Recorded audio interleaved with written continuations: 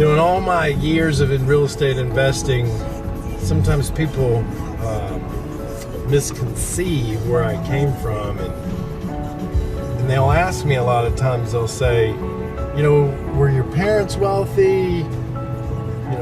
Were you given some stuff?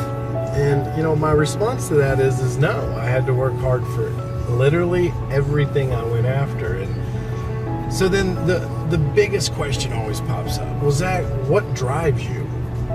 And I think that's really a two-part question, right? Because as you start your journey, drive is something that's internally in us, but our drive changes as we grow. Our drive changes as we reach levels of success. So where I started at and my drive then is much different than my drive now. Because, I didn't have kids back then, and obviously my kids are my biggest driving component to my life right now. But I want to take you somewhere right now, and I want to show you what drove me to make a change. And it was a very low point in my life. I had pretty much lost everything. I'd had some issues in my life that caused me to, basically get fired from my job. And I really didn't know what I was going to do. Like a lot of people getting started on a journey when they don't have much, they think, well, the world's against them and that there's nothing out there that could benefit them, or it's too big for them to go after. And I'm going to tell you, it's only as big as you make it.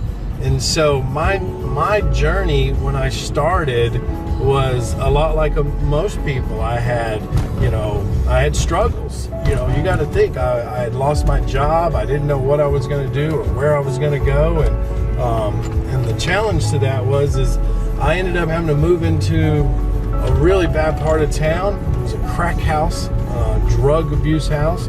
And I was at the lowest of my lows. I was a high school dropout. I had debt collectors chasing me. Now, this is 16 years ago. So it wasn't like, it was that far past. And so you think 16 years ago, this was the neighborhood that I was stuck in. And I could have accepted my reality, or I could have made a change. And I was stubborn enough to make a change. And so, like a lot of people that don't have a college degree or don't have money or credits in the tank, they don't think they have a choice. And I didn't at a certain point in my life neither. And so I'm going to show you where I lived. This was where I lived at, right here. Right here. 714. That was it. That was it right there. 16 years ago, guys. That was it. And you want to talk about, being on the bottom. That was the bottom right there. It was the bottom of the bottom. And my drive here wasn't to focus on what I didn't have, but it was to start focusing on my life and what I wanted out of it, and what was I willing to do to make a change in this. And it wasn't a change that I could reach my hand out and say, help me with this. It was a change that I knew that I had to dig deeper inside of me to say, if I want something out of life, I cannot expect anybody to give it to me, and I had to go get it. And I had to make personal sacrifices to make that happen.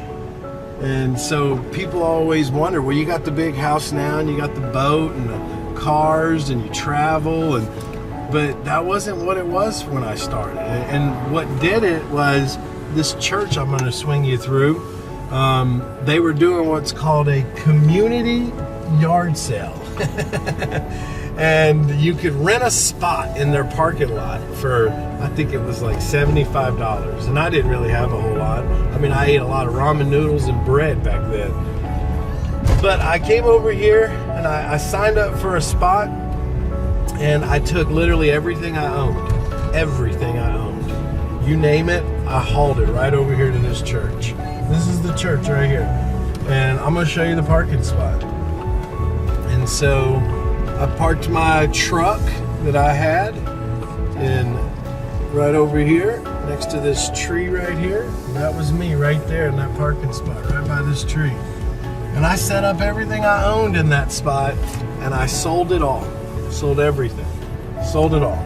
And I ended up making, I don't know, $600 is what I made. And I took all that money and I headed to California. And that was a scary, scary moment because I'm venturing off into the unknown. I'm venturing off into, you know, something I've never experienced before. And I was willing to do that only because I wanted to make a huge sacrifice in my life. I was willing to let go of all of my personal items in my life to make a huge change. And a lot of people aren't willing to do that because they don't understand. If you're going to make changes for the good, you got to work on your life. You got to make changes in your life that you wouldn't normally do, and you got to dig deeper into what it is you really want, and you can then leave a neighborhood like this. I mean, this neighborhood is so poor, and I think of where I live today, and I still pinch myself about it. But at the end of the day, you got to dig inside of you, and you got to quit making excuses about where you are, and you got to start thinking about what you want